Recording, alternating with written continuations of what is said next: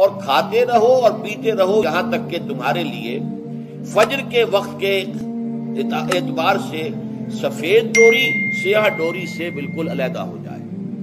اصل میں اس کو بعض صحابہ نے تو سمجھا کہ یہ لغوی معنی اس کے لیے کہ آپ اپنے تکیے میں ایک سفید دھاگا رکھ لیا ایک کالا رکھ لیا، اور دیکھتے رہتے تھے جب یہ سفید اور کالا علیحدہ علیحدہ نظر آنے لگے تو پھر روزے کا رکھنے کا وقت شروع ہو چکا اور اب کھانا پینا بند کر دیا جائے۔ فرمایا گیا یہ مراد نہیں ہے۔ یہ جب پاؤ پھٹتی ہے تو اس کے اندر ایک سفید سی لکیر جو ہے افق کے اوپر آتی ہے، یہ ہے مراد کہ وہ جو سفید لکیر ہے وہ ظاہر ہو جائے اور وہ رات کے اختتام کا گویا کہ ایک اعلان اور علم بن جائے۔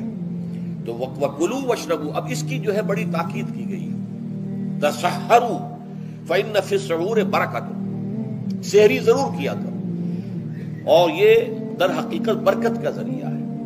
یہ بھی آپ نے فرمایا ہمارے اور یہود کے روزے کے مابین جو فرق ہے وہ سحری ہے۔ یہ سحری کیونکہ روزہ جو ہے وہ فجر سے لے کر اور غروب آفتاب تک ہے، طلوع آفتاب سے نہیں، فجر سے، جبکہ وہ سفیدہ سحر جس کو ہم کہتے ہیں نمودار ہو جائے۔ طلوع آفتاب تو ابھی 1.5 گھنٹے بعد ہوگا کہیں جا کر، لیکن اس وقت جو ہے روزہ شروع غروب آفتاب پر ختم۔ اس حوالے سے اس سے پہلے کھانا پینا، اور اس میں بھی فرمایا گیا کہ بعض لوگ بہت زیادہ احتیاط کرتے ہیں، وہ صحیح نہیں ہے، اس لیے کہ فجر کے لیے اذان جب دیتے تھے تو اس میں بعض حضرات ذرا جلدی کرتے تھے۔ حضور نے فرمایا کہ نہیں، دیکھو یہ ذرا جلدی کر دیتے ہیں، اگر تم میں سے کسی کے ہاتھ میں پیالہ ہے، ابھی وہ کچھ کھا رہا ہے، اذان ہو گئی ہے، تو وہ اپنا پیالہ پورا کر لے۔ اس میں بھی تشدد کی ضرورت نہیں، جیسے کہ اس سے پہلے ہم پڑھ چکے یسروا ولا تعسروا، یرید اللہ بکم الیسر ولا یرید بکم العسر، اللہ تمہارے ساتھ آسانی چاہتا ہے، سختی نہیں چاہتا۔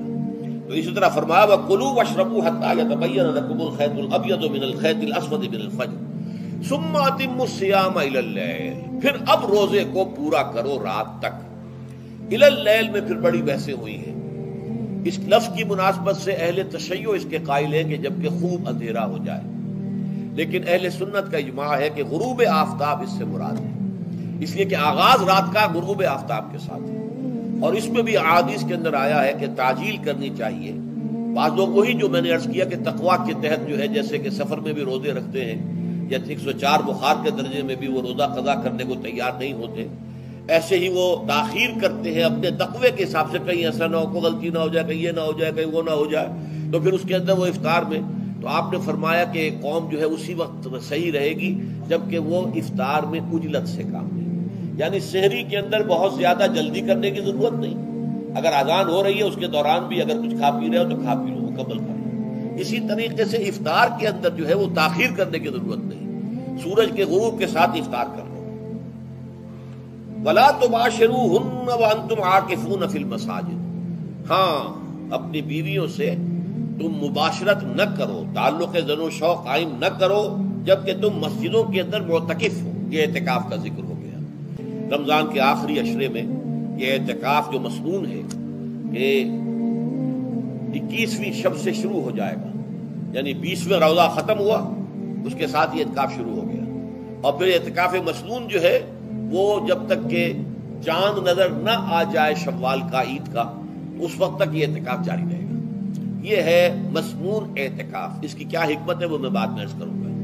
تو یہ حکمت جو ہے اس کے حوالے سے گفتگو بعد میں ہو جائے گی، لیکن یہاں یہ بتا دیا گیا کہ یہ جو رمضان کی 20 راتوں میں اجازت دی گئی ہے اپنی بیویوں کے ساتھ ہم بستری کی، وہ اس معتکف کے لیے نہیں ہے جو مسجد میں معتکف ہے۔ تو ہاں اس کی اہلیہ آ سکتی ہے وہاں ملاقات کے لیے، کسی مشورہ کوئی کرنا ہے بہت ضروری ہے، آ جائے، ملاقات ہو سکتی ہے، لیکن یہ کہ مباشرت نہیں ہو سکتی، وہ حرام ہے۔ یہ اللہ کی حدود ہے، شریعت اسلامی کی یہ حدود ہے، فلا تقربوها، تو ان کے قریب تک مت جاؤ۔ قرآن مجید میں اس اعتبار سے 2 انداز تعبیر ہے کہ اللہ کی حدود ہے فلا تعتدوها، یہ اللہ کی حدود ہے، ان سے تجاوز نہ کرو، اس حد کو پھلانگ نہ جاؤ، اس حد سے آگے نہ گزر جاؤ۔ یہاں ہے تقربوها، اللہ تعالیٰ کی حدود کے قریب تک نہ جاؤ۔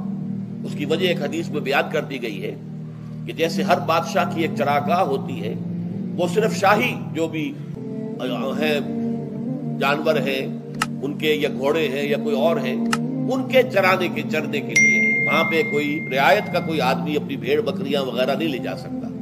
وہ حما کہلاتا تھا کہ یہ شاہ کے لیے مخصوص ہے. لکل ملک حمن وحم اللہ محارمہ، اللہ بھی بادشاہ ہے کائنات کا، ارض و سما کا. اس نے بھی جن چیزوں کو حرام کر دیا ہے وہ حما ہے، اس میں داخل نہیں ہونا تمہیں. تو فرمایا کہ جو چرواہا اپنی بھیڑوں کو بالکل اس کی آخری حد تک لے جائے گا تو اندیشہ ہے کہ کوئی بھیڑ کوئی بکری چھلانگ لگائے اور اس چراگاہ میں داخل ہو جائے. اس لیے کیپ ایٹ اے ڈسٹینس، ایک فاصلے پر رہو. احتیاط کا تقاضا یہ ہے کہ اس آخری حد کے قریب نہ جاؤ. فلا تقربوہا، اس کے قریب نہ جاؤ.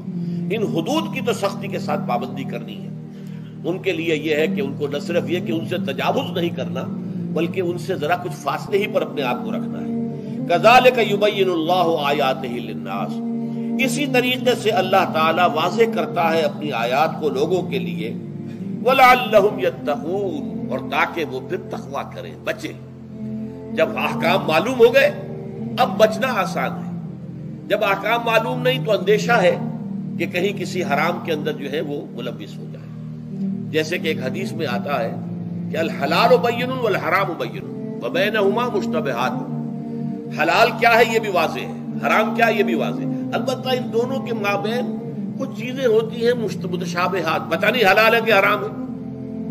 تو تم بچو، ان چیزوں سے بھی بچو، اس لیے کہ اس کے اندر حرام ہونے کا اندیشہ ہے نا، لہذا ان سے بھی بچو. جو صریحاً حلال ہے اسی پر اکتفا کرو. جن کے بارے میں تعین نہیں ہو پا رہا ہے کہ وہ حلال ہیں، البتہ یہ بھی ثابت نہیں ہو رہا ہے کہ وہ حرام ہیں، تو ان سے بچ. یہ تقویٰ کا تقاضا ہے. اگرچہ قانونی اعتبار سے یہ کہا جائے گا کہ وہ مباح ہے، جس شے کی حرمت کا ثبوت ہمیں کتاب اللہ اور سنت رسول سے نہ ملے وہ مباح ہے.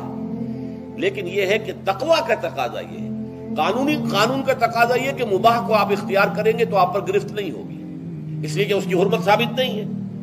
لیکن تقویٰ کا تقاضا یہ ہے کہ آپ صرف اس شے پر اکتفا کریں کہ جس کے حلال ہونے کے لیے ثبوت اور دلیل موجود ہے. تو یہ ہے کہ دل کا حدود